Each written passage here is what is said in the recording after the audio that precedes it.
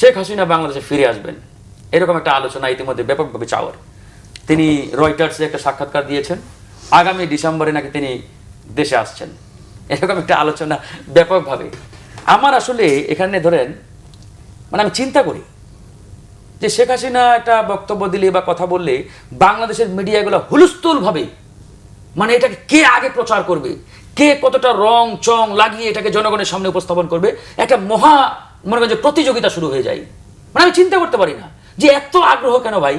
মানে এই মিডিয়াগুলো আসলে এখনো কি ওই পুরাতন প্রেম ভুলতে পারছেন না? না না, আমার পরিষ্কার কথা শুনেন, শেখ হাসিনা ফিরবে কিনা আমি জানি না, তবে তিনি ফিরলে সরাসরি তাকে একবারে বিচারের কাঠগড়ায় দাঁড়াতে হবে, একবার পরিষ্কার কথা।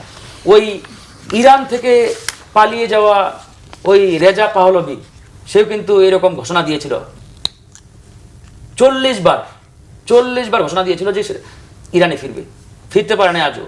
তো উনিও ঘোষণা দিয়েছেন, আমরা দেখতেছি।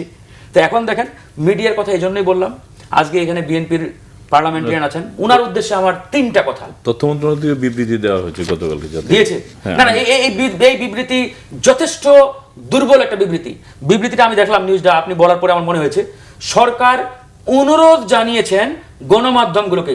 সরকার অনুরোধ জানাবে কেন? সরকার দেবে নির্দেশনা, সরকার নির্দেশনা দেবে, সরকার কখনো অনুরোধ জানাবে না। কারণ যারা পার্লামেন্টে আইনের মধ্য দিয়ে নিষিদ্ধ, এটা কিন্তু ধরেন যে কোনো নির্বাহী আদেশ না, মৌখিক কোনো আইনের মধ্য দিয়ে না, পার্লামেন্টে মানে একটা নির্বাচিত সংসদে আইনের মধ্য দিয়ে যারা নিষিদ্ধ তাদের বক্তব্য আপনি কেন প্রচার করবেন? সুতরাং সরকারের এখানে পরিষ্কারভাবে নির্দেশনা জারি করা দরকার ছিল যে যারা পার্লামেন্ট কর্তৃক নিষিদ্ধ, বাংলাদেশে অনেক নিষিদ্ধ ঘোষিত সংগঠন আছে না, উগ্রবাদী সংগঠন, জঙ্গি সংগঠন, যারা আইনের মাধ্যমে নিষিদ্ধ, আপনি কি ওদের কোনো নিউজ প্রচার করতে পারবেন? পারলে এখনই মামলা হবেন। আপনি তাদের একটা নিউজ প্রচার করবেন, আপনার নামে মামলা হয়ে যাবে। তাহলে আপনি তাদের নিউজ প্রচার করতে পারছেন না, অথচ আপনি এই জায়গাতে অনেক উদার কেন ভাই? সুতরাং সরকারকে আরো এই জায়গায় কঠোর হওয়া উচিত। সরকারের আমরা অনুরোধ দেখতে চাই না, আমরা নির্দেশনা দেখতে চাই। বাবুল ভাইয়ের প্রতি আমার 3টা আহ্বান, উনি যেহেতু সরকারি দলের মানে সংসদ সদস্য, সরকারের 3টা জায়গায় চরম দুর্বলতা আছে, চরমভাবে। এবং আমি মনে করি বর্তমান বিএনপি সরকার ইতিহাসের সবচাইতে ব্যাপক একটা জনসমর্থন এনজয় করছেন। বিএনপির ইতিহাসে এত বড় জনসমর্থন কখনোই পাই নাই বিএনপি, এবার যেটা তারা পেয়েছেন এবং অলরেডি সেটা এনজয় করতেছেন। সরকারের 3টা দুর্বলতা। Number 1, media. সরকারের এই মুহূর্তে বাংলাদেশপন্থী মিডিয়ার ব্যাপক অভাব।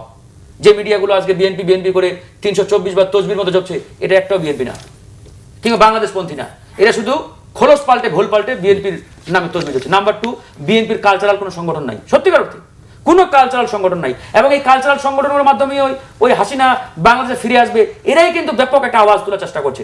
নাম্বার 3, বিএনপির কোনো সলিড বুদ্ধিজীবী সংগঠন নাই, বুদ্ধিজীবীও নাই, যেগুলো আছে এগুলো ম্যাক্সিমাম ভাড়াটিয়া। এই ভাড়াটিয়াদের দিয়ে সত্যিকার অর্থে বল ভাই, এই ভাড়াটিয়াদের দিয়ে আলটিমেটলি বিএনপির লাভবান হবে না, ক্ষতিগ্রস্ত হবে। এই জায়গাগুলোতে ফোকাস দেন প্লিজ।